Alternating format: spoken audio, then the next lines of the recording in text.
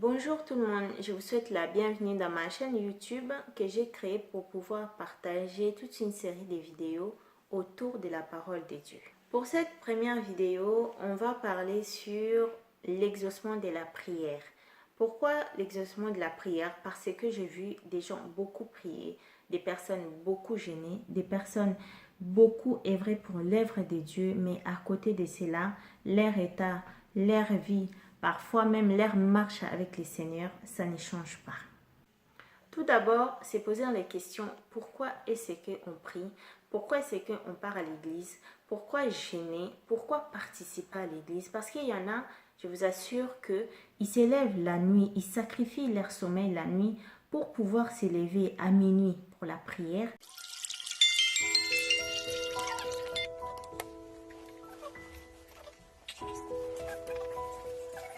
4 heures du matin pour la prière.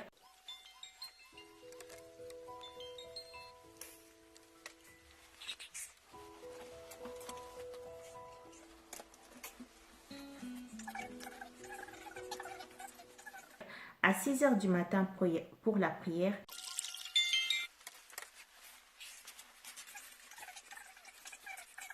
Même un moment dans la journée, ils laissent toutes leurs occupations pour pouvoir vaquer aussi à la prière. À se poser la question, est-ce que Dieu a changé? Non, Dieu ne change pas. Il est le même hier, aujourd'hui, éternellement. Il a dit aussi dans sa parole que vous priez mal, voilà pourquoi vous ne recevez pas. Et quelque part, il est aussi écrit que cherchez d'abord le royaume des cieux et le reste vous sera donné. Donc, à se poser la question, réellement, nous prions essentiellement, principalement, pourquoi?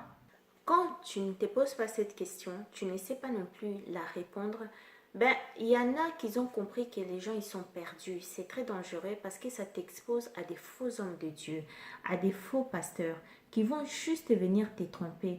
Dans la Bible, dans la parole de Dieu, Dieu les appelle des loups. Déjà, en tant que chrétien, en tant qu'enfant de Dieu, il faudra que tu apprennes à méditer la parole de Dieu, ne serait-ce que noir et blanc, que tu puisses lire la parole de Dieu, parce que c'est lui qui est un lecteur, on peut dire ça comme ça, de la parole de Dieu. Il est difficile qu'on puisse les tromper, parce que même quand les diables se présentent en peau de brebis, il le dira, il est écrit. Elle sera en mesure capable de répondre, il est aussi écrit.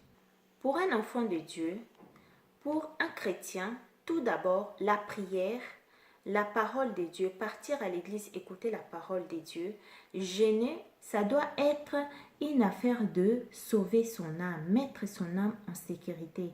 C'est rassurer qu'aujourd'hui, si le Seigneur revenait, moi, j'ai l'assurance que le salut m'est accordé d'avance. Parce que le lendemain ne nous appartient pas. L'instant d'après ne nous appartient pas. Si toi tu pries pour rien que mettre en sécurité tes biens, mettre en sécurité ta vie, c'est-à-dire la chair, mettre en sécurité tes finances, tu t'exposes, tu t'es trompé de chemin. Dieu a écrit que vous priez, vous ne recevez pas parce que vous priez mal. Pourquoi on prie mal? Parce que dans nos prières, essentiellement, on prie pour soi-même. On prie pour nos biens, on prie pour nos familles, on prie pour tout ce qui concerne nous. Mais dans nous-mêmes, on est égoïste envers nous-mêmes parce que nous ne prions même pas pour nos âmes. Nous ne prions même pas pour dire à Dieu que Seigneur, aide-moi à pouvoir marcher à la crainte de ton nom pour avoir l'assurance que mon âme soit sauvée. Non, nos prières, c'est Seigneur, que je puisse obtenir ce travail, c'est-à-dire à côté, il y a l'argent. Seigneur, que je puisse avoir la sécurité, être en bonne santé, que je puisse obtenir tout ce qui est matériel, tout ce qui est mondain. Mais la gloire de Dieu se trouve dans l'adoration. Nos prières se transforment plus souvent en lamentation parce que on veut d'abord penser à soi-même. Mais prier pour sauver d'abord ton âme, c'est affaire du Saint-Esprit, quoi. Combien de fois tu as vu ta soeur, ton frère dans des difficultés? Combien de fois une sœur, un frère est venu te faire part de ses problèmes, de ses difficultés et que tu t'es mis à prier, tu t'es mis à jeûner, tu t'es mis à implorer la grâce de Dieu sur ton frère, sur ta sœur. C'est très rare. Beaucoup même, ils ne l'ont jamais fait. Et ça aussi, Dieu l'appelle mal prier parce que tu es égoïste, tu ne penses qu'à toi-même. Alors que Dieu nous appelle aussi à prier les uns pour les autres. Surtout, à plus forte raison, quand tu connais les difficultés de ta soeur, quand tu connais les difficultés de ton frère. Ça aussi, il faut les changer, ma soeur. Il faut les changer, mon frère. Tu verras que cette parole-là que Dieu a dit, la prière d'un juste a une très grande efficacité. Il faut chercher à être juste. Être juste, c'est aussi penser aux autres. Donc, il faut changer, mon frère, il faut changer, ma soeur, ta manière de prier, ta manière de demander au Seigneur. Et puis, les prières d'un chrétien, la prière d'un enfant de Dieu, ce n'est pas que la demande, c'est aussi l'offre. Il faut avoir ce que le monde a, l'offre et la demande. Avoir un moment dans ta prière, un moment dans ta vie où tu les consacres à adorer. Parce que le Seigneur a dit, il recherche ce qu'il adore en esprit, en vérité. La prière est une adoration. Ne soyons pas des enfants de Dieu au titre.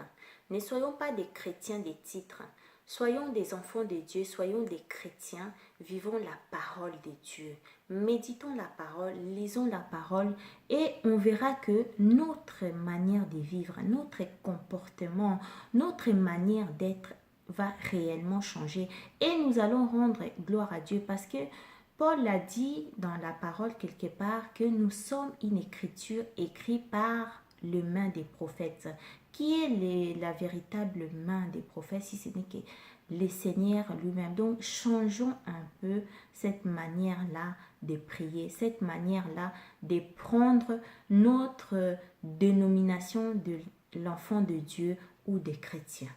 Sachant que Jésus-Christ n'était pas venu dans le monde pour pouvoir rendre riches les hommes. Jésus est venu d'abord pour pouvoir sauver l'homme parce que l'homme était mort depuis Adam. Dieu ne veut pas d'abord que tu puisses être riche. Voilà pourquoi il a dit que tu prospères comme prospère l'état de ton âme. Ça veut dire quoi? Ça veut dire que tant que tu ne feras pas prospérer ton âme spirituellement, ben, ton état, ta richesse que tu cherches dans le monde, ton confort que tu cherches dans le monde, cela n'avancera pas non plus parce que ça va de pair. Il faut d'abord que ton âme puisse avancer, puisse exceller pour que ta vie aussi puisse avancer, puisse exceller. Donc mes frères, je vous exhorte réellement à pouvoir changer. Voilà pour cette première vidéo des partages. Merci de m'avoir suivi. Je te demanderai tout simplement de pouvoir partager cette vidéo. Dieu ne se trompe pas, il ne fait pas les choses en vain. Je pense que cela va aussi édifier les autres, va aussi pouvoir aider les autres. Donc n'hésite pas à les partager tel que tu partages aussi d'autres vidéos sur les réseaux sociaux, notamment sur WhatsApp. Sur ces que le Seigneur vous soit favorable, il vous accorde sa grâce en toutes choses.